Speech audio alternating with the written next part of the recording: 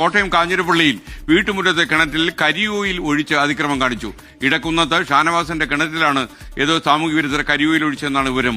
3 കുടുംബങ്ങൾ കുടിവെള്ളത്തിനായി ഉപയോഗിക്കുന്ന കിണറ്റിലാണ് ഈ കരിയോയിൽ ഒഴിച്ച് സാമൂഹ്യ പ്രതിബദ്ധത ഏതോ അക്രമകാരി നടപ്പാക്കിയത്. ആദ്യം നമുക്ക് ഒരു പ്രതികരണം കാണാം. ഇത് പാർത്തൂർ ഗ്രാമപഞ്ചായത്തിലെ 9ാം വാർഡാണ്. ഇത് ഇന്നലെ ഏകദേശം 11 മണിക്ക് ശേഷം ആണ് ഇത് സംഭവിച്ചതെന്നാണ് പറയുന്നത്. ഒരുപാട് പേര് വെള്ളം ഇവിടുന്ന് ശേഖരിക്കുന്നതാണ്. ഇവിടെ ഒരുപാട് കുടിവെള്ള പ്രശ്നം നേരിടുന്ന ഒരു പ്രദേശമാണ്.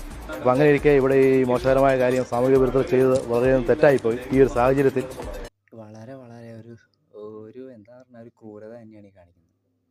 നമ്മളൊക്കെ അവസാനം മരിക്കാൻ കിടക്കുമ്പോൾ ഒരു തുള്ളി വെള്ളമെങ്കിലും ആണ് ആവശ്യമല്ല. ചിക്കൻ ഫ്രൈ ഒന്നല്ല, ഒരു തുള്ളി വെള്ളത്തിൻ്റെ ഒക്കെ ആവശ്യം വരുള്ളൂ.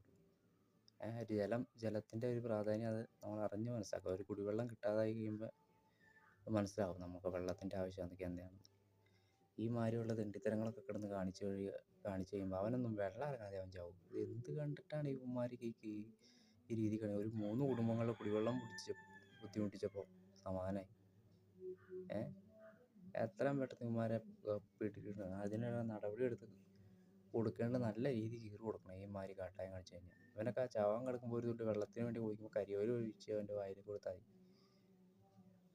അത്രയ്ക്ക് തെണ്ടിത്തരന്മാരൊക്കെ കാണിക്കണേ.